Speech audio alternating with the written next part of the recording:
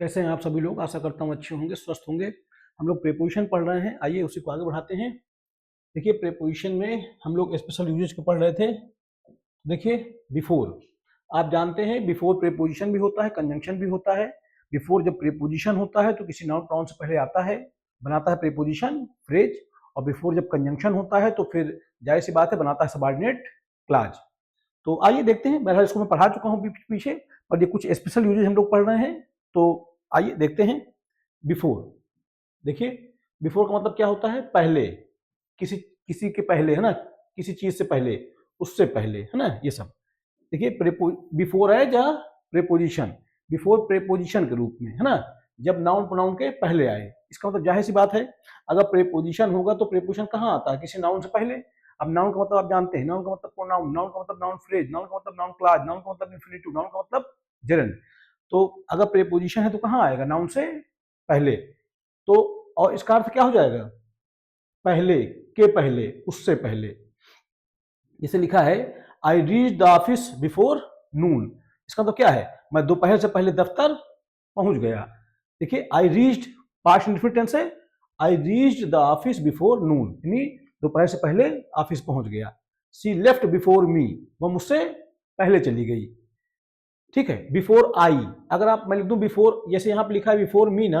अच्छा आप मुझको बताइए, अगर मैं यहां बिफोर मी के बदले में कर दूं बिफोर आई तो ये रॉन्ग हो जाए। जानते हैं क्यों? क्योंकि बिफोर प्रेपोजिशन है और प्रेपोजिशन के बाद हमेशा ऑब्जेक्टिव केस का नाउन प्रोनाउन आता है। हमेशा ऑब्जेक्टिव केस का नाउन प्रोनाउन आता है, ध्यान रखिएगा। तो मी ही सही है, यहाँ आई किसी कीमत पे सही हो सकता नहीं है, ध्यान रखिएगा। चलिए, तो बिफोर आई नहीं, क्या बिफोर मी। अब देखिए before as a conjunction, before जब कंजंक्शन होगा तो इसके बाद कोई क्या आएगी? क्लाज आएगी, है ना। क्लाज का मतलब सब्जेक्ट और वर्ब। आइए देखिए, ये देखिए, देखें, wash your hands before you eat, ये वास्तव में ऐसे लिखा है, you wash your hands. You subject है, वॉश हमारी वर्ब है, योर हैंड्स इसी का ऑब्जेक्ट है, और फिर यू हमारा सब्जेक्ट है, ईट हमारी वर्ब है। एक क्लाज ये और एक क्लाज ये, दोनों क्लाजों को जोड़ रहा है, तो ये क्या हो गया? कंजंक्शन हो गया। यानी जब बिफोर कंजंक्शन होगा तो अपने बाद क्या लेगा? कोई क्लाज लेगा। ठीक है, और जब प्रीपोजिशन होगा तो नाउन प्रोनाउन लेगा। ठीक है, थिंक बिफोर यू डिसाइड, देखिए ऐसे लिखा है, ये लिखा है you think before you decide. अब देखिए यू थिंक एक क्लाज ये, और फिर यू डिसाइड दूसरी क्लाज, दो क्लाजों को जोड़ रहा है तो कंजंक्शन। यहां पे क्या है? कंजंक्शन। अच्छा एक चीज और, कंजंक्शन दो तरह का होता है, कोऑर्डिनेटिंग कंजंक्शन और सबऑर्डिनेटिंग कंजंक्शन। तो बिफोर एक सबऑर्डिनेटिंग कंजंक्शन होता है, ध्यान रखिएगा। तो क्लास क्या बनाता है? सबऑर्डिनेट क्लास बनाता है। ये जो लिखा है ना बिफोर यू डिसाइड, ये एक सबऑर्डिनेट क्लास है। ठीक, बता रही वर्ब के बारे में, वर्ब के बारे में बताया तो क्या? एडवर्ब। अर्थात ये सबऑर्डिनेट क्लास काम कर रही है किसका? एडवर्ब का। ध्यान रखिएगा, सबऑर्डिनेट क्लास या तो नाउन का काम करती है, या तो एडजेक्टिव काम करती है, या तो एडवर्ब काम करती है। तो ये यहाँ पे जो सबऑर्डिनेट क्लास है क्या काम कर रही है? एडवर्ब कर रही है। इसके बारे में बता रही है, इस वर्ब के बारे में बता रही है। यहाँ पे यू हमारा सब्जेक्ट अंडरस्टूड है। चलिए आगे देखते हैं। बिफोर, बिफोर देखिए, बिफोर किसी समय के पहले लग सकता है। देखिए बिफोर का मतलब, देखिए एक चीज समझिएगा, बिफोर प्रेपोजिशन है तो प्रेपोजिशन को नाउन चाहिए। अब वो नाउन किसी सेंस में हो सकती है। Before is equal to time से पहले। बिफोर का मतलब क्या होता है? समय से पहले। The train arrived before time, है ना। तो बिफोर टाइम, अब टाइम यहाँ पे क्या है? टाइम यहाँ पे नाउन है, बिफोर हमारी क्या है? प्रेपोजिशन है। ठीक, और आप जानते हैं जब कोई प्रेपोजिशन नाउन प्रोनाउन से पहले आता है तो बनाता है प्रेपोजिशन फ्रेज। और कोई प्रेपोजिशन फ्रेज या तो एडजेक्टिव काम करती है या तो एडवर्ब काम करती है। अराइव्ड हमारी वर्ब है, वर्ब के बारे में कौन बताएगा? एडवर्ब बताएगा। अर्थात यहाँ पे बिफोर प्रेपोजिशन है, टाइम हमारा नाउन है। नाउन से पहले प्रेपोजिशन आया, उसने बना दिया प्रेपोजिशन फ्रेज। बता रहा है वर्ब के बारे में, वर्ब के बारे में बताया तो क्या काम करेगा? एडवर्ब का। ठीक, ध्यान रखिएगा। बिफोर द टाइम गलत होता है, ध्यान रखिएगा, बिफोर टाइम होता है, बिफोर द टाइम नहीं। इसकी रीजन बताता हूं मैं आप क्या है। अच्छा भाई, टाइम कैसा नाउन है? टाइम हमारा अब्स्ट्रैक्ट नाउन है। अब्स्ट्रैक्ट नाउन का मतलब अनकाउंटेबल नाउन। अनकाउंटेबल नाउन के साथ बेवजह में कभी भी डिटर्मिनर आर्टिकल नहीं आते हैं। अगर उसको आप विशेष बना दीजिए तो भले आ जाए, ठीक, इस वजह से बिफोर द टाइम नहीं, बिफोर टाइम। तो टाइम यहाँ पे क्या है, अनकाउंटेबल नाउन है। अनकाउंटेबल नाउन जनरल सेंस में अपने साथ कभी भी कोई भी आर्टिकल नहीं लेते हैं, ध्यान रखिएगा। अगर उसको विशेष बना दिया जाए तब ले सकते हैं। ठीक, आइए, इस वजह से यहाँ पे द टाइम नहीं होगा, बिफोर द टाइम होगा, बिफोर टाइम होगा, ध्यान रखिएगा। बिफोर, अब ध्यान रखिएगा, इसको थोड़ा समझ लीजिएगा, ये वाला इंपॉर्टेंट यूज है ना। देखिए एक्चुअली है क्या, यहाँ बिफोर का यूज नहीं पढ़ रहे हैं बेसिकली, यहाँ मैं ऑलरेडी ये पढ़ा चुका हूँ बिफोर का यूज आपको, जब जनरल प्रीपोजिशन का यूज हम लोग पढ़ रहे थे। ये एक्चुअली क्या है, कुछ स्पेशल यूजेज हैं जो एग्जाम में पूछे जाते हैं, कंफ्यूजिंग यूजेज हैं, तो उनको लेके बातचीत हो रही है। अब देखिए बिफोर, बिफोर का यूज अथॉरिटी, कोर्ट, कमेटी, जब किसी किसी लोअर अथॉरिटी को, ठीक है, किसी लोअर अथॉरिटी को मतलब किसी लोअर कैटेगरी के लोग, आदमी को, व्यक्ति को किसी हायर कैटेगरी के सामने पेश किया जाता है, ठीक है, किसी भी उच्च के सामने, किसी कोर्ट के सामने, किसी कमेटी के सामने, किसी को किसी अथॉरिटी के सामने, किसी कोर्ट के सामने, किसी कमेटी के सामने अगर आप प्रस्तुत करते हैं, जैसे मान लीजिए कोई आदमी है, अगर उसको आपने किसी हायर अथॉरिटी के सामने पेश किया, जब लोअर अथॉरिटी को हायर अथॉरिटी के सामने पेश किया जाता है तो ऐसी स्थिति में बिफोर का यूज होता है, इन फ्रंट का यूज मत कर दीजिएगा। ठीक, यहां इन फ्रंट ऑफ नहीं आता है, एकदम सही बात है। देखिए मैं ये कहने का मतलब ये है कि कोई अगर लोअर कैटेगरी का व्यक्ति है, उसको हायर कैटेगरी के व्यक्ति के पास आप प्रस्तुत करते हैं, व्यक्ति से मेरा मतलब है कि कोई कोर्ट हो सकता है, कोई कमेटी हो सकती है, कोई हायर अथॉरिटी हो सकती है, यानी कि एक समझ लीजिए, जब लोअर कैटेगरी के किसी व्यक्ति को हायर कैटेगरी के अथॉरिटी के सामने प्रस्तुत किया जाता है तो ऐसी स्थिति में बिफोर का यूज होता है, इन फ्रंट का यूज नहीं होता है। जैसे चोर को अगर आप प्रस्तुत करें जज के सामने तो वहां पे क्या बिफोर आएगा, इन फ्रंट ऑफ द जज नहीं लिख दीजिएगा, रॉन्ग हो जाएगा। ठीक है, जैसे देखिए लिखा है he was produced before the magistrate, उसको मजिस्ट्रेट के सामने पेश किया गया। अब आप समझ लीजिए यहां पे अगर मैं इन फ्रंट लिख दूं, अगर मैं यहां इन फ्रंट लिख दूं तो क्या हो जाए, रॉन्ग हो जाए, क्योंकि मजिस्ट्रेट क्या है, कोई अथॉरिटी है, कोर्ट है, कमेटी है, तो किसी अथॉरिटी के सामने, किसी कमेटी के सामने, किसी कोर्ट के सामने किसी को जब आप प्रस्तुत करते हैं तो ऐसी स्थिति में क्या आता है, इन फ्रंट नहीं आता है, क्या आता है, बिफोर आता है। यहां पे इन फ्रंट ऑफ कर देंगे तो क्या हो जाएगा, रॉन्ग हो जाएगा। She appeared before the interview board, वो इंटरव्यू बोर्ड के सामने प्रस्तुत हुई, आई, तो इसका मतलब क्या है, तो ध्यान दीजिएगा। अब देखिए ये इंटरव्यू बोर्ड, अभी जो इंटरव्यू बोर्ड है ये कोई अथॉरिटी है, और जब किसी हायर अथॉरिटी के सामने कोई लोअर कैटेगरी की चीज जाती है, चीज का मतलब व्यक्ति जाता है, उसके लिए क्या लगाते हैं आप, बिफोर लगाते हैं। यहां इन फ्रंट ऑफ लगा दूंगा, रॉन्ग हो जाएगा, ध्यान रखिएगा इस चीज का। आइए बिफोर वर्सेज एगो, बिफोर और एगो के भी अंतर जान लीजिए, खैर कोई इसमें दिक्कत नहीं है, बिफोर और एगो में देख लेते हैं। देखिए एग्जाम में पूछता है इसको। देखिए एक बात तो आप जानते हैं कि अगर नरेशन जब हम करते हैं तो जो एगो होता है, अगर डायरेक्ट स्पीच में एगो यूज हुआ है तो इनडायरेक्ट स्पीच में क्या हो जाता है, वो बिफोर हो जाता है, ये बात तो आप जानते ही हैं। ठीक, देखें तो ये चीज ध्यान रखिएगा, अगर डायरेक्ट स्पीच में आपने एगो का यूज किया, जैसे लिखा है he said I met him 2 days एगो, अब इसको मैं जब नरेशन चेंज करूंगा इनडायरेक्ट में, मैं कह दूंगा he said that he had met him 2 days before. तो एक चीज ध्यान रखिएगा, एगो बदल जाता है किसमें, बिफोर में, जब डायरेक्ट से आप इनडायरेक्ट में बदलते हैं। ठीक, एगो कभी इनडायरेक्ट स्पीच में नहीं रहता है, उसकी कोई दिक्कत नहीं है। कहने का सेंस ये है, कहने का भाव ये है कि कभी अगर ये कहा जाए कि अगर डायरेक्ट स्पीच में एगो का यूज हुआ है तो इनडायरेक्ट स्पीच में वो किसमें बदल जाएगा, बिफोर में बदल जाएगा। ये तो आप जानते हैं, नरेशन मैंने आपको पढ़ा रखा है, कैसे बदलता है, क्या पूरा प्रोसेस होता है, चर्चाएं आपसे पीछे हो चुकी हैं, नरेशन पढ़ाया है आपको। फिक्स्ड एक्सप्रेशन विद बिफोर, यानी बिफोर के साथ कुछ जो फिक्स्ड एक्सप्रेशन हैं उनको ध्यान रखिएगा।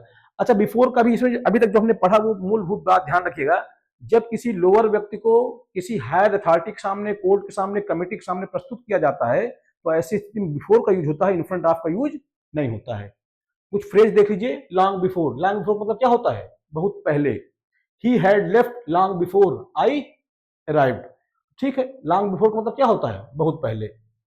बिफोर लॉन्ग, थोड़े समय पहले, ध्यान रखिएगा, लॉन्ग बिफोर बहुत पहले, बिफोर लॉन्ग थोड़े समय पहले, long before he became famous, जल्द ही वह प्रसिद्ध हो गया। तो देखिए मीनिंग ध्यान रखिएगा, ये फ्रेज है ना।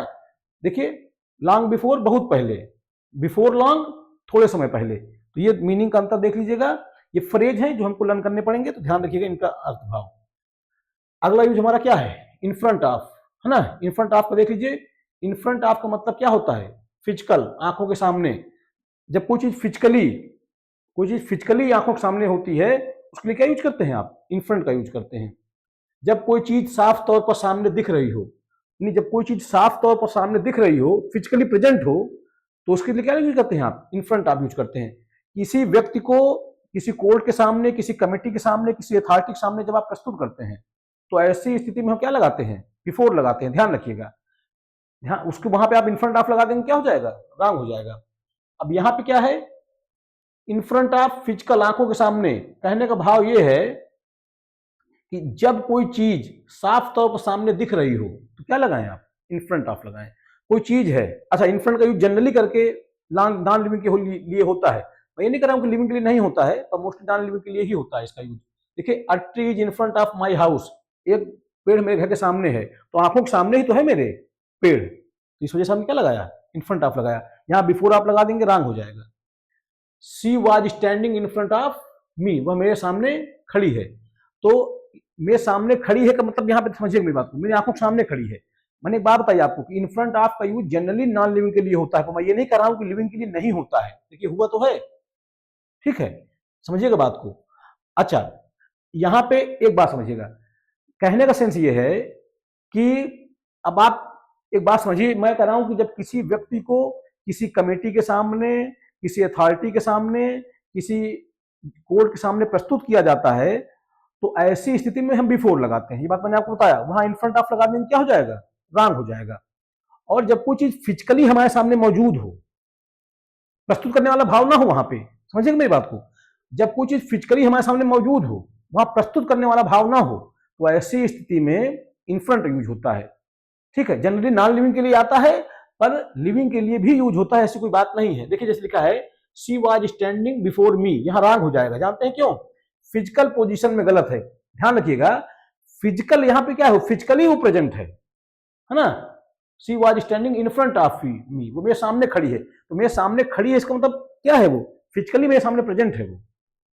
तो इस भाव में बिफोर नहीं आता है। बिफोर आता है जब किसी को आप प्रस्तुत करें, ठीक है, किसी लोअर कैटेगरी को आप हायर कैटेगरी के सामने प्रस्तुत करें, ऐसी स्थिति में बिफोर लगता है।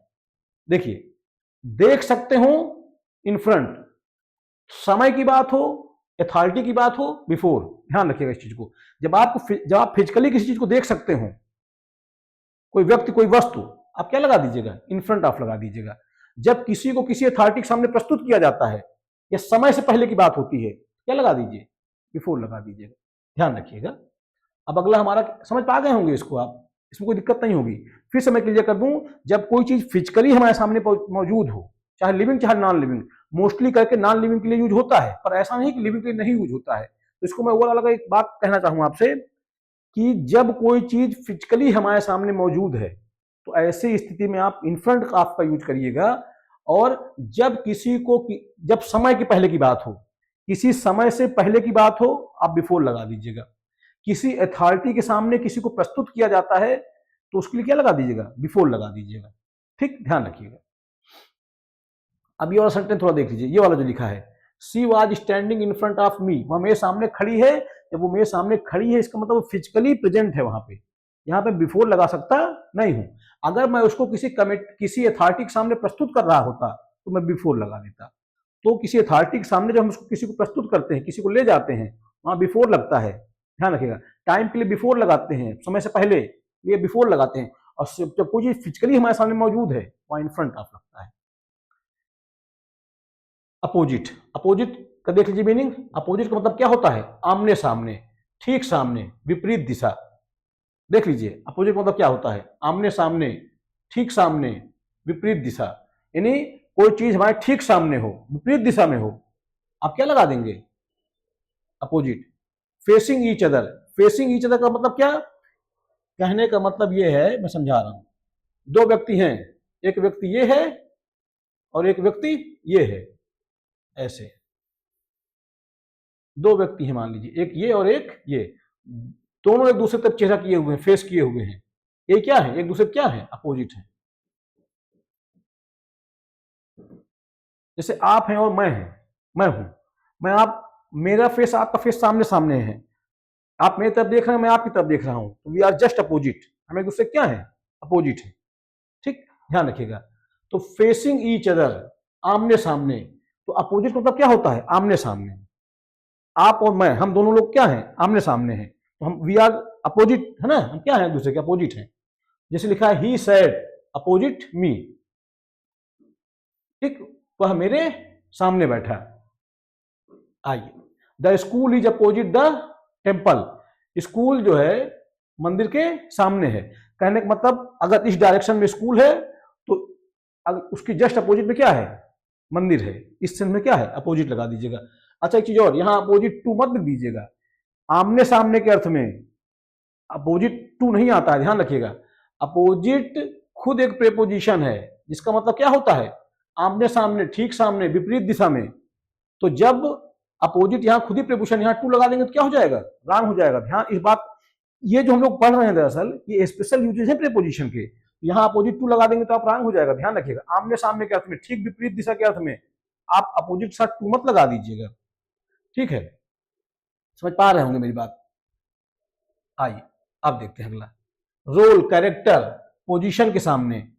ठीक, अगर किसी रोल, कोई भूमिका आप अदा कर रहे हो, कोई कैरेक्टर, भाई मतलब कोई आप कैरेक्टर अदा कर रहे हो, पोजीशन के सामने, he acted opposite the hero, उसने हीरो के सामने अभिनय किया।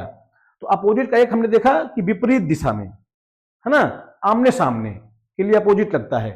अगला अपोजिट का रोल क्या है, अपोजिट का यूज क्या है, किसी रोल, किसी भूमिका के लिए, किसी कैरेक्टर के लिए, किसी चरित्र के लिए, उसने पोजीशन बताने के लिए। जैसे लिखा है सी एक्टेड अपोजिट द हीरो, उसने हीरो के सामने क्या किया, हीरो के सामने अभिनय किया। ठीक, अपोजिट टू द हीरो यहां पर रॉन्ग हो जाएगा, ध्यान रखिएगा। अपोजिट टू नहीं आएगा, अपोजिट ही आएगा, एकदम ध्यान रखिएगा। आमने सामने के अर्थ में, ठीक है, देखिए अब यहां सामने ही तो है।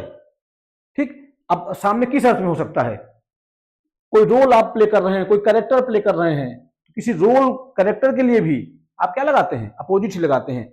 आप और मैं, हाँ आमने सामने हैं हम लोग, हम क्या लगाएंगे, अपोजिट लगाएंगे। विपरीत दिशा में है, हम क्या लगाएंगे, अपोजिट लगाएंगे।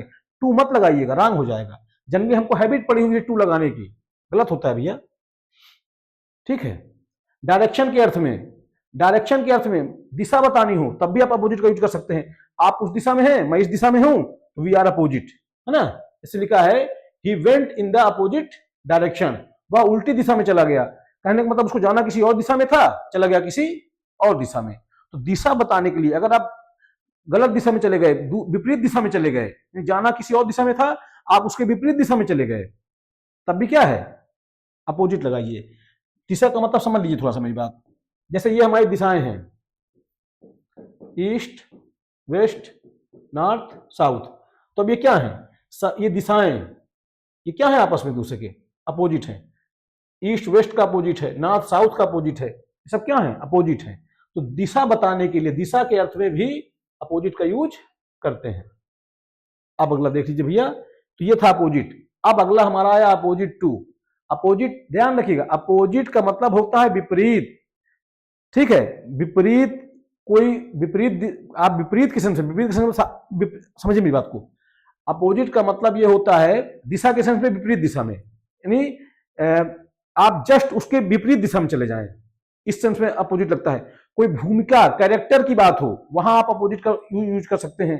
ठीक, और आमने सामने के अर्थ में हम अपोजिट का यूज करते हैं, ध्यान रखिएगा। यहां पे किसी स्थिति में हम टू का यूज कर देंगे तो रॉन्ग हो जाएगा। अपोजिट टू जो होता है वो होता है किसी के विरुद्ध, और आमने सामने के अर्थ में अपोजिट वर्ड यूज होता है, वहां टू लगता नहीं है, ध्यान रखिएगा। ये स्पेशल यूजेज हम लोग पढ़ रहे हैं, ध्यान रखेंगे इस चीज का हम। अपोजिट का मतलब होता है आमने सामने। ठीक है, कोई हीरो है, कोई एक्टर है, उसके सामने कोई एक्ट्रेस है, तो क्या है, ये अपोजिट, एक दूसरे अपोजिट किया, अपोजिट है ना एक दूसरे के। अपोजिट मतलब कि उसके अपोजिट कौन सी एक्ट्रेस है भूमिका में। ठीक, तो रोल बताने के लिए अपोजिट, विपरीत, विपरीत का मतलब कि समझ पा ही गए होंगे भैया, विपरीत का मतलब क्या ही समझाना अब आपको। आमने सामने के अर्थ में हम क्या लगाते हैं, अपोजिट लगाते हैं, ठीक, समझ पा रहे होंगे। तो ये था हमारा क्या शब्द, अपोजिट था, ठीक। दिशा के अर्थ में अपोजिट आता है, मैंने आपको बता ही दिया, ठीक। अपोजिट टू, अपोजिट टू का मतलब क्या होता है, अगेंस्ट, विरुद्ध, असहमत। जब आप किसी के विरुद्ध हैं, किसी से असहमत हैं, तो क्या लगता है, अपोजिट टू लगता है।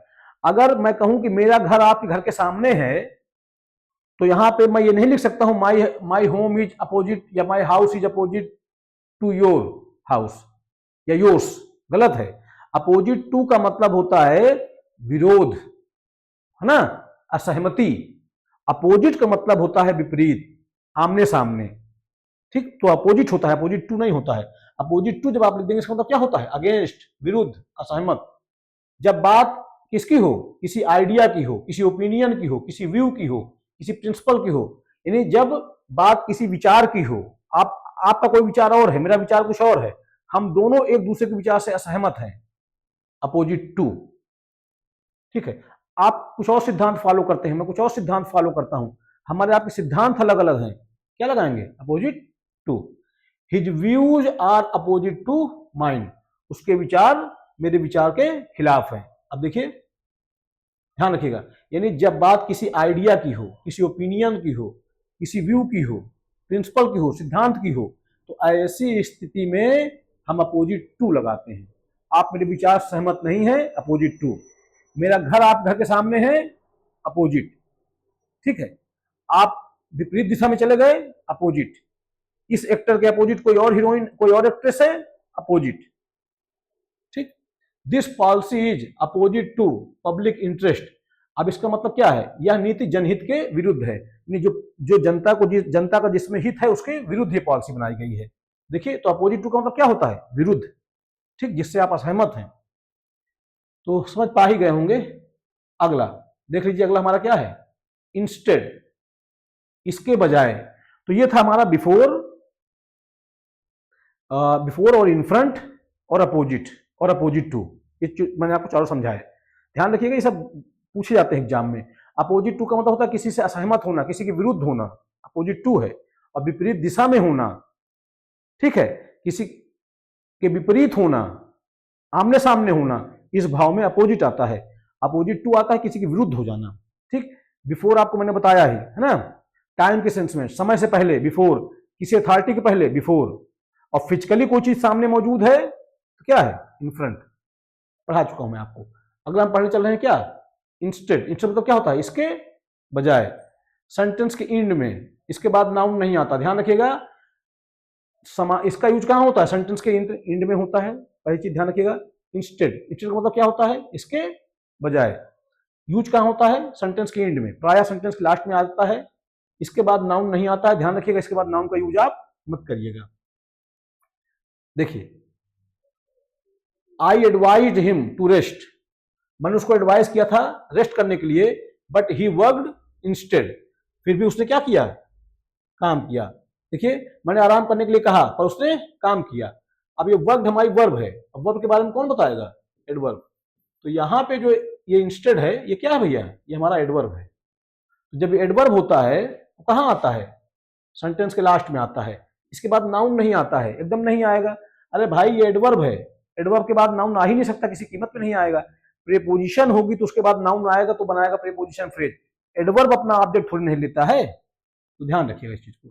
She didn't cry, she smiled instead, वह रोई नहीं बल्कि मुस्कुराई। अब देखिए, स्माइल्ड हमारा वर्ब है, वर्ब के बारे में कौन बताएगा, एडवर्ब बताएगा, ठीक है, ध्यान रखेंगे इस चीज का। तो एक चीज आप ध्यान रखिएगा कि ये जो इंस्टेड है, इसका मतलब होता है इसके बजाय, और ये एडवर्ब की तरह काम कर रहा है। एडवर्ब की तरह काम करता है, कहां आता है, सेंटेंस के लास्ट में आता है जनरली, ठीक। और जब एडवर्ब है तो एडवर्ब अपना ऑब्जेक्ट लेता नहीं है, तो इसके बाद नाउन प्रोनाउन नहीं आएगा। अब देखिए, अगला हमारा है इंस्टेड ऑफ, ये प्रीपोजिशन है, ये प्रीपोजिशन है। जब ये प्रीपोजिशन है तो आप बताइए, प्रीपोजिशन क्या लेगा अपने बात, कोई नाउन प्रोनाउन लेगा। मेरा कहने का सेंस ये है, इंस्टेड एडवर्ब होता है, सेंटेंस के लास्ट में आएगा, और एडवर्ब कभी अपने ऑब्जेक्ट नहीं लेते हैं। ध्यान रखिएगा, इंस्टेड के बाद नाउन प्रोनाउन नहीं आएगा उसके ऑब्जेक्ट के रूप में, पर एक वर्ड होता है अलग से, इंस्टेड ऑफ। इसका तो क्या होता है कि जगह, ठीक। और इंस्टेड, इसका मतलब क्या होता है, इसके बजाय। मीनिंग का देखिएगा, इंस्टेड का मतलब होता है क्या, इसके बजाय। और इंस्टेड ऑफ, इसका मतलब होता है क्या, की जगह, किसी की जगह। आप इंस्टेड ऑफ प्रीपोजिशन होता है, पक्का नाउन प्रोनाउन लेगा, बनाएगा प्रीपोजिशन फ्रेज।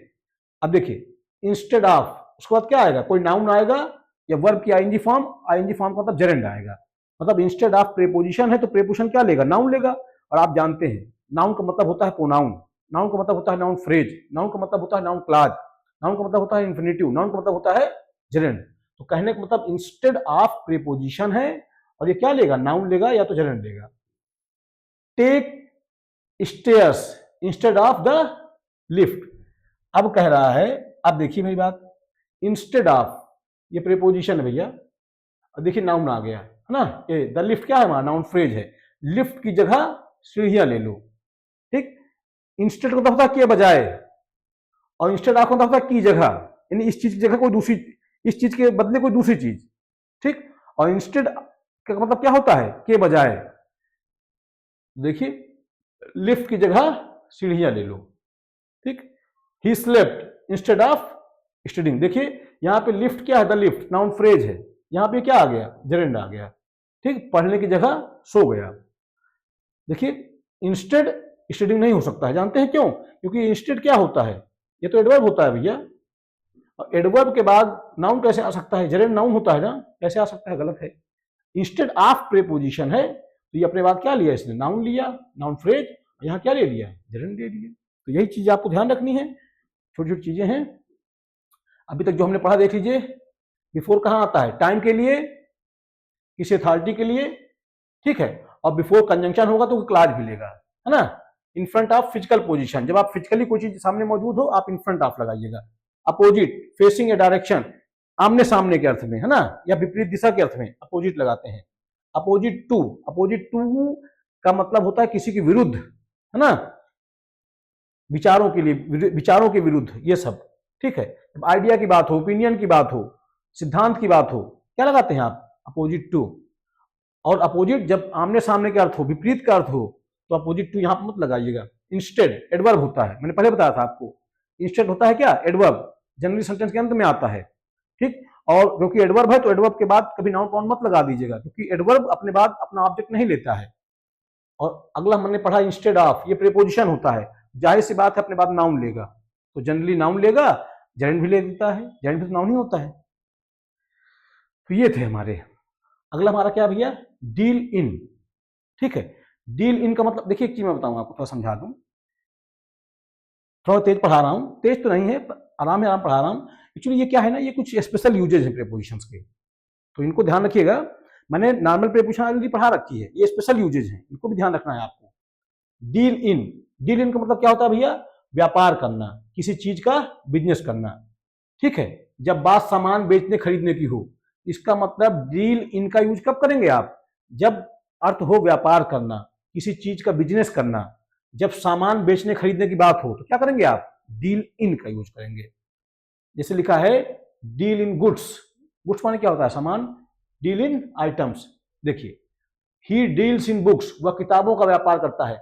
यहां डील्स इन क्या है, डील इन का मतलब क्या होता है, व्यापार करना, व्यवसाय करना। ये देखिए व्यापार करना, किसी चीज का बिजनेस करना, ये डील इन का मतलब होता है क्या, व्यापार करना या किसी चीज का बिजनेस करना। जब बात सामान बेचने खरीदने की हो तो क्या लगाइए आप, डील इन लगाइए। तो ही डील्स इन बुक्स, इसका मतलब क्या है, वह किताबों का व्यापार करता है। तो डील इन खुद ही एक फ्रेज है, इसका मतलब होता है क्या, व्यापार करना, किसी चीज का बिजनेस करना।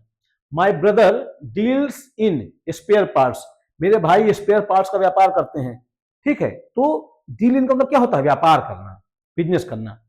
He deals with books, wrong है, एकदम रॉन्ग है, क्योंकि किताबों का व्यापार करना तो डील्स, डील विथ नहीं होगा, डील इन होगा।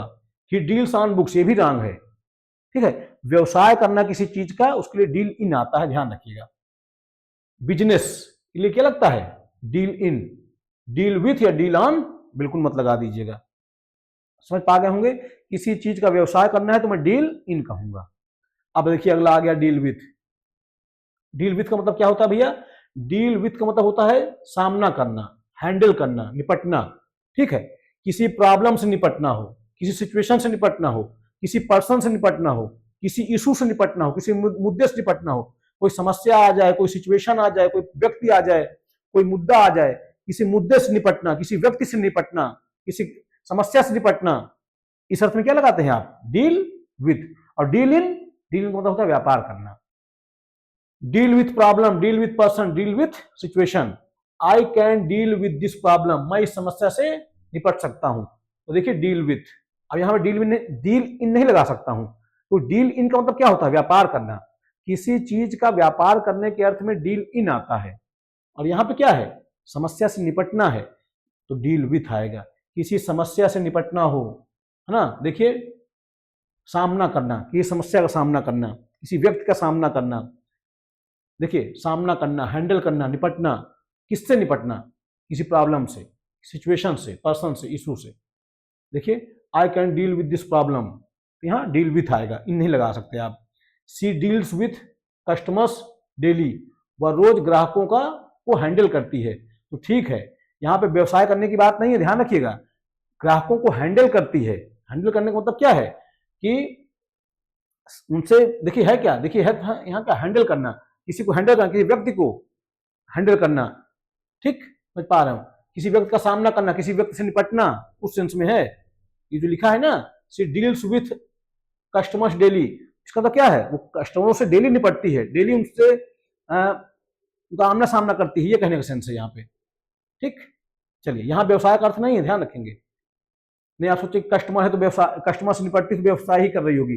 जब मुझे व्यवसाय करना होगा तो किस चीज का व्यवसाय करती होगी? मैं लिखूंगा deal in. I deal in this problem, गलत है। इस समस्या से निपटने के सेंस में आप डील इन नहीं लगाएंगे, डील विथ लगाएंगे। I deal on this issue, सब रॉन्ग है। प्रॉब्लम होगी, पर्सन होगी, डील विथ। किसी प्रॉब्लम से निपटना होगा, किसी पर्सन से निपटना होगा, किसी पर्सन को हैंडल करना होगा, किसी प्रॉब्लम को हैंडल करना होगा, डील विथ लगाएंगे। ध्यान रखिएगा भैया। और डील इन, कोई व्यवसाय करना, यही सब छोटी छोटी बातें हैं, हमको ध्यान रखना होगा। कोप विथ इंपॉर्टेंट है। कोप विथ एग्जाम में लिख के आता है कोप अप विथ, तो ऐसा कोई वर्ड इंग्लिश में यूज नहीं होता है कोप अप विथ। होता क्या है? Cope with. देखिए कोप विथ इंपॉर्टेंट है। कोप विथ का मतलब क्या होता है? कठिन परिस्थिति को सह पाना, झेल पाना। ध्यान रखिएगा, कठिन परिस्थिति को सह पाना या झेल पाना, इसका इस अर्थ में क्या यूज होता है? Cope with. एग्जामिनर क्या करता है जानते हैं? एग्जामिनर कर देगा कोप अप विथ, तो कोप अप विथ नहीं होता भैया, कोप विथ होता है। देखिए यह डील विथ से ज्यादा डिफिकल्ट सिचुएशन के लिए होता है। देखिए अभी हमने क्या पढ़ा? अभी हमने डील विथ पढ़ा। डील विथ का यूज कहां करते हैं? डील विथ का यूज करते हैं किसी प्रॉब्लम से निपटने के लिए, ठीक है, किसी व्यक्ति से निपटने के लिए, किसी सिचुएशन से निपटने के लिए। और डील इन क्या था? व्यापार करना था। अब आ गया हमारा क्या? Cope with. कोप विथ क्या होता है? कठिन परिस्थिति को सह पाना या झेल पाना। यह डील विथ से ज्यादा डिफिकल्ट सिचुएशन के लिए होता है। देखिए अगर मान लीजिए सिचुएशन ज्यादा जटिल है और उससे हमको निपटना है, तो ज्यादा अच्छा क्या होगा? आप लगा दें कोप विथ, ठीक, ध्यान रखिएगा। समान सेंस में आप डील विथ का यूज कर सकते हैं। देखिए लिखा है इसमें कोप विथ, कठिन परिस्थिति को सह पाना। कोप के साथ परिस्थिति क्या होगी? कठिन होगी, झेल पाना। यह डील विथ से ज्यादा डिफिकल्ट सिचुएशन के लिए यूज होता है। यानी सामान्य सिचुएशन है, आप डील विथ लगा दीजिए। व्यवसाय के लिए कोई आप व्यवसाय करते हैं, बिजनेस करते हैं किसी चीज का, डील इन लगेगा।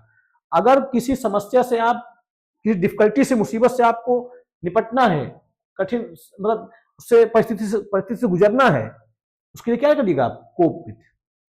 देखिए लिखा है cope with difficulty, stress, pressure. देखिए डिफिकल्टी क्या? कठिनाई, स्ट्रेस, तनाव, प्रेशर, हाँ, दबाव। तो यानी डील विथ से ज्यादा जो है कठिन परिस्थिति से गुजरने के लिए आप कोप विथ लगाते हैं। I can not cope with stress, मैं तनाव सह नहीं पा रहा हूं, ठीक, ध्यान रखिएगा। He couldn't cope with failure, वह सफलता सह नहीं पाया। कॉमन मिस्टेक हम क्या करते हैं? हम लिख देते हैं कोप अप विथ, ध्यान रखिएगा, वेरी कॉमन मिस्टेक। एग्जाम में यही लिख के आता है cope up with. Cope up with नहीं भैया, कोप विथ होता है, ध्यान रखिएगा। Cope with correct, cope up with always wrong in exams. समझ पा रहे होंगे। तो अभी तक हमने क्या पढ़ा? डील इन, किसी चीज का व्यवसाय करना। डील विथ, किसी आइडिया से, किसी व्यक्ति से, किसी वस्तु से, किसी सिचुएशन से निपटना। कोप विथ, किसी कठिन समस्या से गुजरना का सामना करना, इस सेंस में। देखिए अगला हमारा क्या है? Deal out. अगला हमारा आ रहा है डील आउट। डील आउट का मतलब क्या होता है? बांटना, डिस्ट्रीब्यूट करना। ध्यान रखिएगा, मीनिंग में अंतर है और यही एग्जाम में पूछता है। ऑप्शन में दे देगा सब, हमको उन्हीं को फिल करना होगा। व्यवसाय करने का अर्थ आएगा आप डील इन लगा देंगे, ठीक है। कि समस्या से, किसी व्यक्ति से, किसी सिचुएशन से निपटने का अर्थ आएगा आप डील विथ लगा देंगे। कोप विथ भी इसी के लिए आता है, पर कोप विथ में क्या होता है? कोप विथ में समस्या ज्यादा बड़ी होती है, मुसीबत ज्यादा बड़ी होती है, ज्यादा जटिल होती है, उस में आप लगाते हैं कोप विथ। और अगला हम पढ़ने चल, और ध्यान रखिएगा कोप अप विथ नहीं होता है कुछ भी। हम पढ़ रहे हैं डील आउट। डील आउट का मतलब क्या होता है? बांटना, डिस्ट्रीब्यूट करना। क्या क्या बांटना? कोई कार्ड बांटना, काम बांटना, पनिशमेंट, टाइम टेबल, पेपर आदि सब के लिए। डील आउट थिंग्स, चीजों को बांटना। देखिए the teacher dealt out answer sheets, शिक्षक ने उत्तर पुस्तिका बांटी। डील का सेकंड फॉर्म क्या होता है? डेल्ट होता है, ध्यान रखिएगा। तो डेल्ट आउट मतलब क्या है? यहां पे बांटना है। The work has dealt out equally, काम बराबर बांटा गया। अब तो डील आउट मतलब क्या होता है? बांटना, ठीक। The teacher dealt in papers, dealt in papers, paper को बांटा टीचर ने, तो डेल्ट इन क्यों आएगा? डेल्ट आउट आएगा ना, ध्यान रखिए, dealt out. The work was dealt with students, ये भी रॉन्ग है। डेल्ट आउट, काम बांटा गया विद्यार्थियों के बीच में, तो बांटने के सेंस में आप क्या लगाइएगा? Deal out. मैरी, इसको हम समझा देता हूं। देखिए भैया एक बात आप थोड़ा समझ लीजिए मेरी बात। बहुत बार ऐसी भ्रांति फैली हुई है मार्केट में, हम लिख देते हैं मैरी विथ समबडी, हम मैरी के साथ विथ लगा देते हैं। देखिए ये बात बिल्कुल सही नहीं है। मैरी जो होता है, मैरी का वर्ड ग्रामर जब आप डिक्शनरी में जाएंगे वहां लिखा है मिलेगा आपको मैरी समबडी। इसका मतलब जब मैरी का यूज आप एक सामान्य वर्ब की तरह करते हैं तो उसके बाद डायरेक्ट उसका ऑब्जेक्ट आता है, यहां प्रीपोजिशन नहीं आता है, ध्यान रखिएगा। मैरी विथ समबडी एकदम रॉन्ग बात है, इसको लिखना ठीक बात नहीं है, ठीक, समझ पा रहे होंगे। तो मैरी जब जनरल वर्ब है तो उसको क्या चाहिए? उसका ऑब्जेक्ट चाहिए, तो प्रीपोजिशन मत लगा दीजिएगा, प्रीपोजिशन बिल्कुल मत लगाइएगा, ठीक है। जैसे मैंने लिखा सी मैरिड हिम, साफ साफ लिख दूं मैरिड हिम। अगर मैं सी मैरिड विथ हिम तो रॉन्ग हो जाए, सी मैरिड हिम, विथ यहां नहीं आएगा, ठीक, समझ पा रहे होंगे। एक बात समझ लीजिएगा, और एक चीज समझाता हूं थोड़ा सा मैं आपको। अगर मैरी का यूज हो एक पैसिव वॉइस में, जैसे मैंने कहा she was married to him. अब मैं आपको बताऊं, यहां पे आप देखिए ये जो बात लिखी है पैसिव वॉइस में लिखी है ना, जब ये पैसिव वॉइस में लिखी है तो फिर मैरी के साथ क्या आता है? मैरिड के साथ टू आता है, ठीक। या मैं यूं कह सकता हूं, उसको आप समझ लीजिए। कहने का मेरा सेंस ये है, अगर ये जो मैरिड है अगर ये प्योर वर्ब होगा, प्योर वर्ब होगा, तो आप क्या है, इसको चाहिए इसका ऑब्जेक्ट, आप ऑब्जेक्ट दे दीजिएगा, ठीक। और अगर इसका यूज पास्ट पार्टिसिपल के रूप में हुआ है, ध्यान रखिएगा, पास्ट पार्टिसिपल के रूप में हुआ है, तो अगर ये देखिए यहां जो मैंने लिखा है ना, ये सब्जेक्ट है, ये वर्ब की सेकंड फॉर्म है, तो ये प्योर वर्ब की तरह आया है, इसने अपना क्या लिया? ऑब्जेक्ट लिया। लेकिन यहां जब मैं लिख रहा हूं she was married to him, तो यहां पे जानते हैं ये जो मैरिड है ये क्या है? ये पास्ट पार्टिसिपल है। बताइए क्या ये पैसिव वॉइस में नहीं लिखा है? बिल्कुल लिखा है।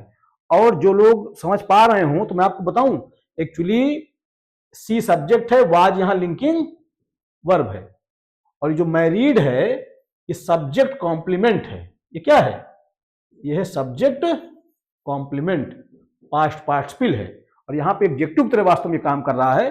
भले आप कह दें कि ये हेल्पिंग वर्ब है और ये मेन वर्ब है, लेकिन ऐसी बात नहीं है, ये पास्ट पार्टिसिपल है, एडजेक्टिव की तरह से काम कर रहा है। तो इसका मतलब मैं आपको ये बताना चाह रहा हूं कि मैरी अगर वर्ब है, मैरी अगर वर्ब है तो इसको इसका ऑब्जेक्ट चाहिए सीधा।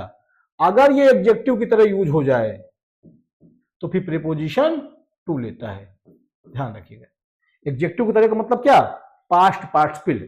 जो लोग मेरी इस बात को समझ पा रहे हैं तो बड़ी अच्छी बात है, जो नहीं समझ पा रहे हैं वो ये जान लें कि अगर मैरी शब्द का प्रयोग एक्टिव वॉइस में हुआ है तो कोई प्रीपोजिशन मत लगाइएगा, लेकिन अगर इसका यूज पैसिव वॉइस में हुआ है तो प्रीपोजिशन टू लगाइएगा। यानी जब मैरी का यूज एक्टिव वॉइस में हो, सेंटेंस एक्टिव वॉइस का हो, तो कभी कोई प्रीपोजिशन मत लगाइएगा, मैरी समबडी होता है।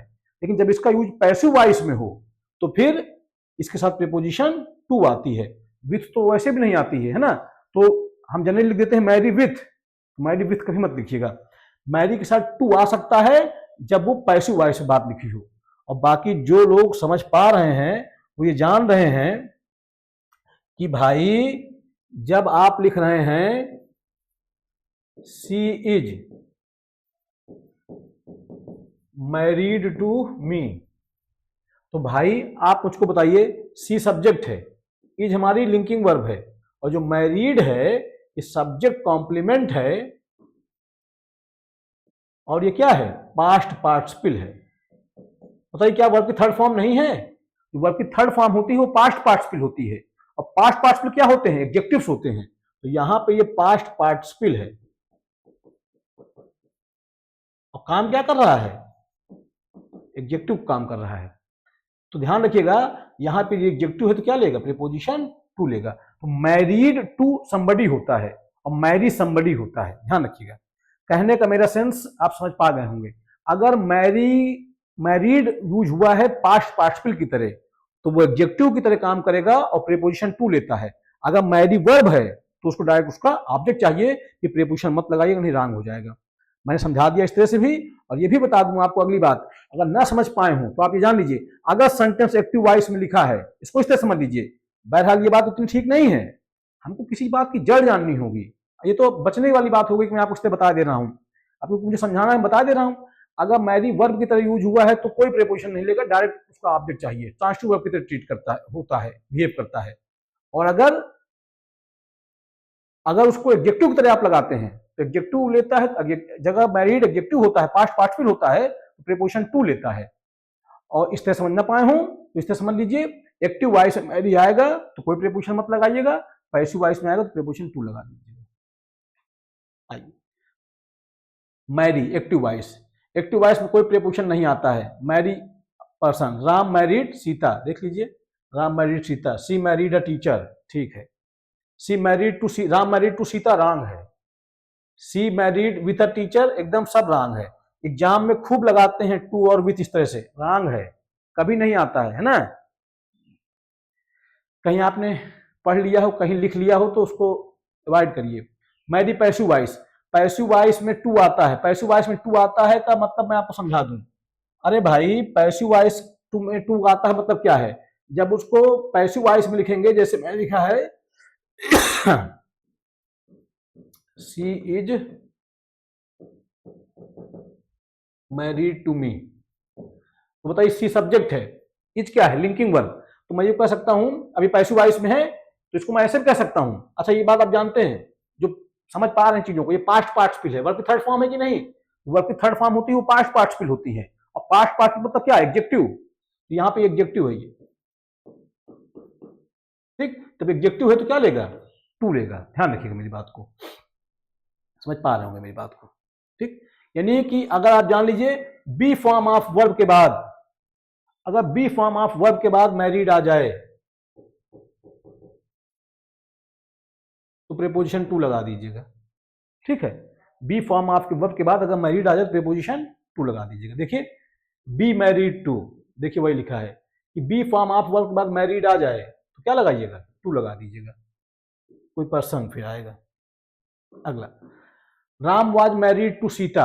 अब आप जान रहे होंगे राम सब्जेक्ट है, वाज यहां लिंकिंग वर्ब है, जो मैरिड है ये पास्ट पार्टिसिपल है, एडजेक्टिव तरह यहां यूज हुआ है, तो आपने प्रीपोजिशन टू लगा दिया, फिर सीता लिख दिया, अर्थात समबडी।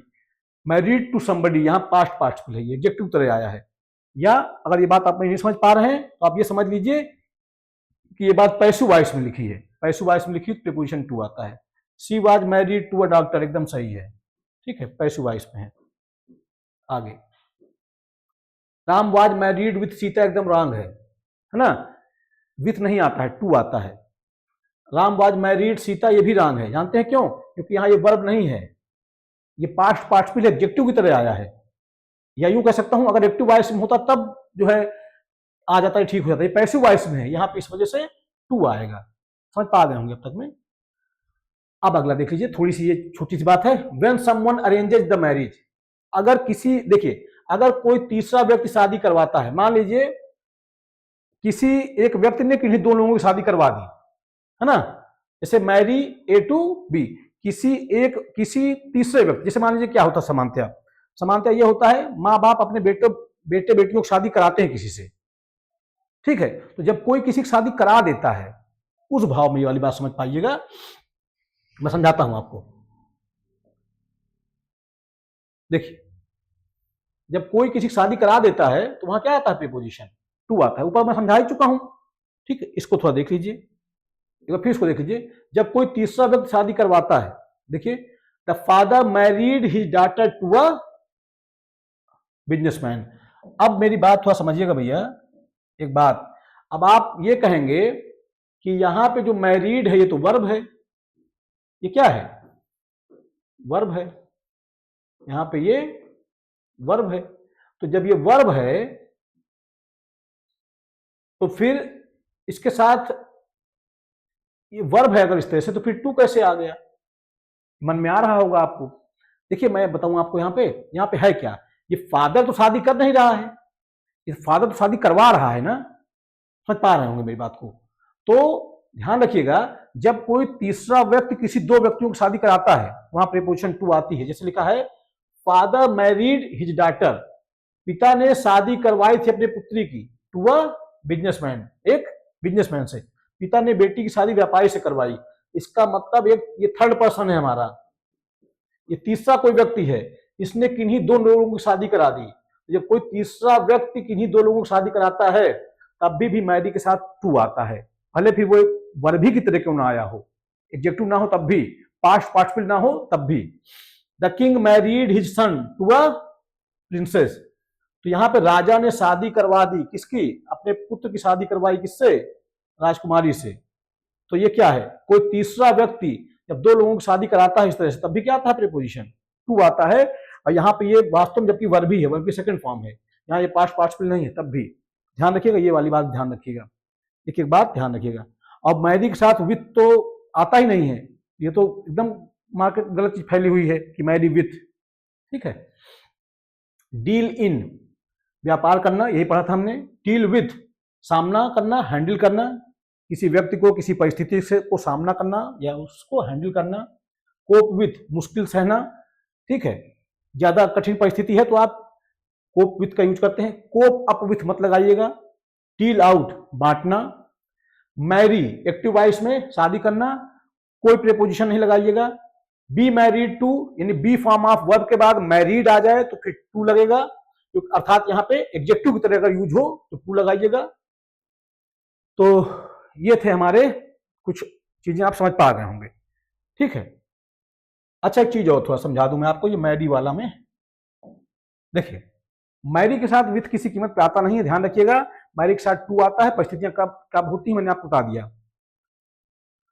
कभी कभी लोग इस तरह का सेंटेंस देख लेते हैं, ऑक्सफोर्ड में लिखा हुआ है सेंटेंस इस तरह से, और उसी को लोग कहते हैं कि मैरी के साथ विथ आता है, तो वो किस भाव में लिखा है वहां पे थोड़ा देखिएगा। जैसे मैंने लिखा सी मैरिड हिम विथ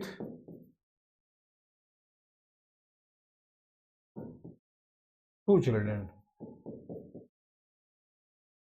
ये ऑक्सफोर्ड में सेंटेंस लिखा हुआ है।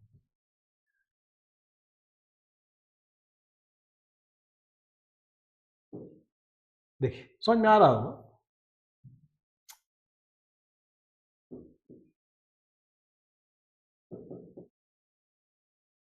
ये ऑक्सफोर्ड डिक्शनरी में सेंटेंस लिखा हुआ है। इसी को देख के आप कहते हैं कि मैरी के साथ विथ आता है। अरे भैया मैरी यहाँ पे वर्ब है, देखिए V2 है, कहाँ कुछ आया मैरी समबडी। और ये जो विथ है ये किस भाव में आया आप समझ पा रहे हैं? सी मैरिड हिम विथ 2 चिल्ड्रन, उसने उससे शादी की थी, मतलब कहने का मतलब क्या है, 2 बच्चे थे उसके पास, ये बच्चों के लिए आया है ना कि मैरी के लिए आया है। ध्यान रखिएगा मेरी बात को। तो ये सेंटेंस देख के ऑक्सफोर्ड में कुछ लोग मैरी के साथ विथ लगाने लग जाते हैं। अरे भैया मैरी के साथ विथ नहीं आता है, मैरी के साथ क्या आता है, मैरिड के साथ टू आता है, ठीक। या अगर किसी थर्ड पर्सन, तीसरे व्यक्ति ने 2 लोगों की शादी अरेंज की है तो तब भी टू ही आता है। अभी मैंने पढ़ाया आपको, विथ का तो कोई चांस बनता ही नहीं मैरी के साथ। तो ये सेंटेंस ऑक्सफोर्ड में है, तो इसको देख के इसका भाव समझिएगा। ये जो विथ 2 चिल्ड्रन है बच्चों के लिए आया है ना कि इसके लिए आया हो, ठीक। मैरी समबडी, ठीक है। आइए अगला देख लेते हैं भैया। Born in, born to, born of. अब हम पढ़ने चल रहे हैं बॉर्न इन का मतलब क्या होता है, बॉर्न टू का मतलब क्या होता है, बॉर्न ऑफ का मतलब क्या होता है। इन सब को हम बारी बारी से पढ़ने चल रहे हैं, है ना। क्या इनके भाव अर्थ होते हैं, इन्हीं को हम जानेंगे। तो आशा करता हूं बात आपको मेरी समझ में आ रही होगी। बॉर्न इन, बॉर्न का मतलब क्या होता है भैया, किसी स्थान में जन्म लेना, समय की बात होती है, सामाजिक स्थिति की बात होती है, ठीक। देखिए born in is equal to क्या, सराउंडिंग इन्वायरमेंट, जहां व्यक्ति पैदा होता है या जिस बैकग्राउंड में उसका जन्म होता है। समझिए मेरी बात को। तो बॉर्न इन का यूज कर, अगर बॉर्न इन लगे तो बॉर्न इन का मतलब क्या होगा, किसी स्थान के लिए लगेगा, किस स्थान में पैदा हुआ आदमी, किस समय में पैदा हुआ, किस सामाजिक परिस्थिति में पैदा हुआ, उसके लिए बॉर्न इन आता है, ठीक है। ध्यान रखिए, जहां व्यक्ति पैदा होता है, जिस बैकग्राउंड में उसका जन्म होता है, उसके लिए क्या लगाते हैं आप, बॉर्न इन लगाते हैं। देखिए प्लेस के लिए, ध्यान देखिए सब पर बात लिखी हुई है। देखें स्थान के लिए बॉर्न इन का यूज आप करिएगा, स्थान के लिए, समय के लिए, सामाजिक स्थिति के लिए। देखिए अब पहली बात कर रहा है प्लेस, शहर में पैदा हो सकता है, born in city, born in village, born in country. Geographical area, है ना, कोई भौगोलिक एरिया है, इन, जैसे लिखा है he was born in Agra, जगह है ना, आपने क्या लगा दिया, in. She was born in India, कहां पैदा हुई, इंडिया में। He was born to Agra, हाँ। तो बॉर्न इन का यूज कहां होगा भैया, बॉर्न इन का यूज होगा किसी समय के लिए, किसी प्लेस के लिए, किसी कंडीशन के लिए, है ना। देखिए कंडीशन समझिएगा, कंडीशन का समझने बात समझिएगा। कंडीशन मतलब क्या, सामाजिक स्थिति, क्या क्या सामाजिक स्थिति क्या है ना, उस सेंस में है ये। सोशल एनवायरनमेंट क्या है उसका, ये कहने का सेंस है। देखिए time, month, year, century. He was born in 2010, किस महीने में पैदा हुआ, किस वर्ष पैदा हुआ, किस शताब्दी में पैदा हुआ। She was born in December, date के साथ ऑन भी आता है। देखिए डेट किस, अगर एक चीज ध्यान रखिएगा, वर्ष के साथ आपने इन लगा दिया, महीने के साथ आपने इन लगा दिया, लेकिन तारीख दे दे अगर कि किस तारीख को वो पैदा हुआ, विशिष्ट तारीख बता दे, तो वहां ऑन लगता है। डेट के साथ क्या आता है, ऑन आता है। ही वॉज बॉर्न ऑन 15 अगस्त, 15 अगस्त के दिन पैदा हुआ, तारीख दे दे अगर तो ऑन लगाइएगा, वहां इन मत लगाइएगा। चलिए अब वो किस फैमिली में पैदा हुआ, सोशल क्लास क्या था, है ना, किस परिवार में कोई आदमी पैदा हुआ, क्या उसकी सोशल स्टेटस क्या था उसका, रिच फैमिली थी, पुअर फैमिली थी, है ना, रॉयल फैमिली थी, ठीक है। ध्यान रखिएगा, यहां पे क्या, अमीर परिवार, गरीब परिवार, श्रेष्ठ परिवार, यहां फैमिली की बात हो रही है, इन्वायरमेंट की बात हो रही है, यहां पेरेंट्स से कोई मतलब नहीं है। ध्यान रखिएगा। तो ध्यान रखिए किस जगह पे आप पैदा हुए, किस समय पैदा हुए, किस इन्वायरमेंट में पैदा हुए। इन्वायरमेंट समझ पा रहे हैं, क्या सामाजिक स्टेटस था उस चीज का, सामाजिक स्टेटस क्या था कि जहां आप जन्मे, उसके लिए क्या लगाते हैं आप, इन लगाते हैं। ही was born in a poor family, कहाँ जन्मा? गरीब परिवार में। तो सोशल स्टेटस क्या था, सोशल इन्वायरमेंट क्या था? गरीब, गरीबी। She was born in royal family, है ना, समझ पा रहे होंगे। Born to a poor family गलत है, born in a poor family, born in a rich family, born in a royal family. अब देखिए बॉर्न टू, तो एक बात हम जान गए, बॉर्न इन का यूज करते हैं आप किस जगह पैदा हुए, टाइम प्लेस की बात करता है, टाइम की बात करता है, या क्या सोशल स्टेटस रहा, क्या इन्वायरमेंट रहा जहां आप पैदा हुए, उसके लिए आप बॉर्न इन लगाते हैं। ध्यान रखिएगा इस चीज का। अब हम पढ़ने चले हैं क्या, बॉर्न टू, माता पिता, माँ बाप कैसे रहे आपके, उनके लिए क्या लगता है, बॉर्न के साथ टू आता है। Born to parents receive the child, है ना, जैसे लिखा है he was born to illiterate parents, वो अशिक्षित माता पिता के यहाँ पैदा हुआ, तो माता पिता के साथ क्या लगाएंगे, पेरेंट्स के साथ क्या लगाएंगे आप, टू लगाएंगे। She was born to a single mother, है ना, इसका मतलब क्या है, उसकी माँ अकेली माँ से पैदा हुआ, है ना, पिता पहले जन्म से पहले ही गुजर गए, कहने का मतलब ये है। तो क्या लगता है, किस कैसे माँ बाप के यहाँ पैदा हुए आप, उसके लिए क्या लगता है, टू लगता है। बॉर्न इन पुअर पेरेंट्स नहीं, बॉर्न इन पुअर फैमिली हो सकता है, कि सामाजिक स्टेटस क्या रहा जहां आप पैदा हुए, किस इन्वायरमेंट में आप पैदा हुए तब इन आता है, किस जगह आप पैदा हुए, क्या किस समय आप पैदा हुए तब इन आता है, आपके पेरेंट्स कैसे थे जिनके यहां आप पैदा हुए, टू आता है। ठीक है, अब अगला है क्या, बॉर्न ऑफ, कारण, source, abstract origin. Born of का मतलब होता है कि किसी चीज की उत्पत्ति कहां से हुई, किसी चीज की ओरिजिन कहां से हुई, तो किसी चीज का ओरिजिन बताना होगा तो हम क्या लगाएंगे, बॉर्न ऑफ। ठीक है, बॉर्न ऑफ, एक्स के कारण वाई पैदा हुआ। यहां बात समझ लीजिए, यहां जो बॉर्न ऑफ है, यहां पे क्या है, कारण है, सोर्स है, अब्स्ट्रैक्ट ओरिजिन है। यहां भौतिक, यहां कोई व्यक्ति के पैदा होने की तो बात ही नहीं हो रही है। यहां किसी मतलब कोई चीज, कोई परिस्थिति, ऐसे समझ लीजिए, कोई परिस्थिति, किसी चीज का जन्म किस वजह से हुआ, कोई चीज किस कारण हुई, ये बताने के लिए बॉर्न ऑफ आता है। कारण बताता है, सोर्स बताता है, अब्स्ट्रैक्ट ओरिजिन, यहां व्यक्तियों की बात नहीं होती है, कोई व्यक्ति कहां पैदा हुआ, कोई व्यक्ति कब पैदा हुआ, कोई व्यक्ति कैसे परिवार में पैदा हुआ, वहां इन। ठीक है, कोई व्यक्ति कैसे माँ बाप के यहां पैदा हुआ, टू। और बॉर्न ऑफ जो होता है, यहां व्यक्ति की तो बात ही नहीं हो रही है, यहां तो बात हो रही है किसी चीज की उत्पत्ति कैसे हुई, उत्पत्ति के सेंस में आता है, किसी चीज का सोर्स क्या रहा। देखिए, या इंसान नहीं, आइडिया, फीलिंग, रिजल्ट से पैदा होता है। देखिए वही बात कर रहा है, या इंसान नहीं, किसी आइडिया, फीलिंग या रिजल्ट पैदा होता है। Anger is born of fear, गुस्से से डर पैदा होता है। अब बताइए यहां व्यक्ति है क्या, यानी गुस्से का स्रोत क्या है, जन्म का डर है। जो आदमी डरेगा वो गुस्सा करेगा, जान लीजिए, जो आदमी जितना गुस्सा कर रहा है जान लीजिए अंदर से डरा हुआ है। ठीक है, confidence is born of patience. अब बताइए कॉन्फिडेंस कहां से जन्म लेता है, पेशेंस से। जो आदमी जितना जितना भी आपको, कोई आदमी कॉन्फिडेंट दिखे आपको, एकदम कॉन्फिडेंट रहे वो, कोई उसके अंदर हिचिटेशन ना हो, इसका मतलब क्या है, उसके अंदर धैर्य बहुत है। बॉर्न फ्रॉम फियर नहीं भैया, बॉर्न फ्रॉम फियर नहीं होता है, क्या होता है, बॉर्न ऑफ फियर होता है। Anger is born from fear नहीं, बॉर्न ऑफ, यानी गुस्सा डर से पैदा होता है। तो यहां पे एब्स्ट्रैक्ट आइडिया देना है, किस चीज के कारण, कोई किस चीज के कारण क्या हुआ, ये बताने के लिए बॉर्न ऑफ आता है, ना कि टू, ना कि फ्रॉम, ना कि इन।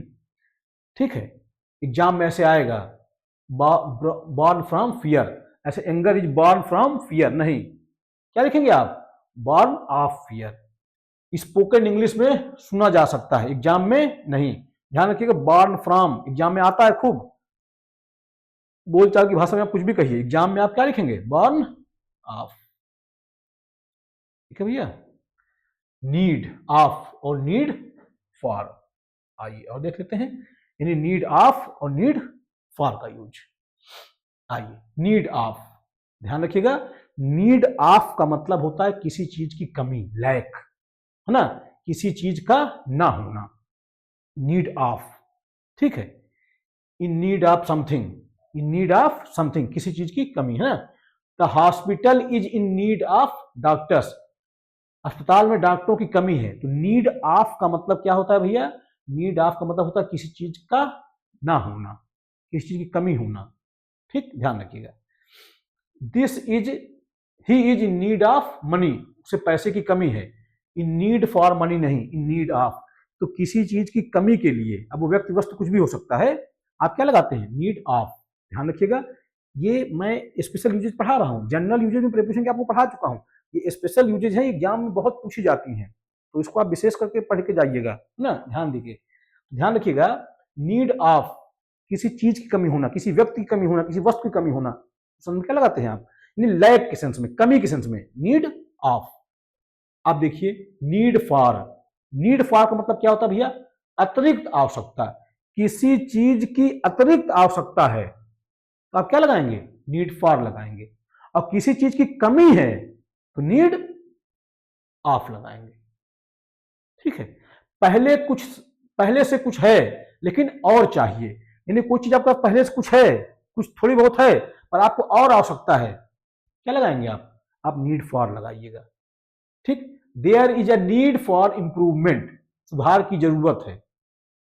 ठीक है, there is a need for improvement, इसमें सुधार है पर और जरूरत है सुधार की। We felt the need for rest, हमें आराम की आवश्यकता महसूस हुई। इसका मतलब क्या, आराम किया था आपने और आराम की आवश्यकता। कोई चीज है, कोई चीज पहले से कुछ है, पहले से कुछ है लेकिन और चाहिए, इस अर्थ में क्या लगता है, नीड फॉर लगता है। अतिरिक्त आवश्यकता है, किसी चीज की अतिरिक्त आवश्यकता होती है तो नीड फॉर, और किसी चीज कमी होती है, मैंने आपको बताया, नीड ऑफ। चलिए ध्यान रखिएगा, नीड ऑफ किसी चीज की कमी, यानी कोई चीज नहीं है, नहीं है कोई चीज, लायक, कमी है किसी चीज की। नीड फॉर रिक्वायरमेंट, और चाहिए। नीड फॉर का यूज करिए, कोई चीज है मगर और चाहिए, उस अर्थ में क्या लगाइएगा आप, नीड फॉर। तो आशा करता हूं बात में समझ में आपको आई होगी। पढ़ते रहें, अपने स्वास्थ्य का ध्यान रखें। बहुत धन्यवाद, बहुत आभार।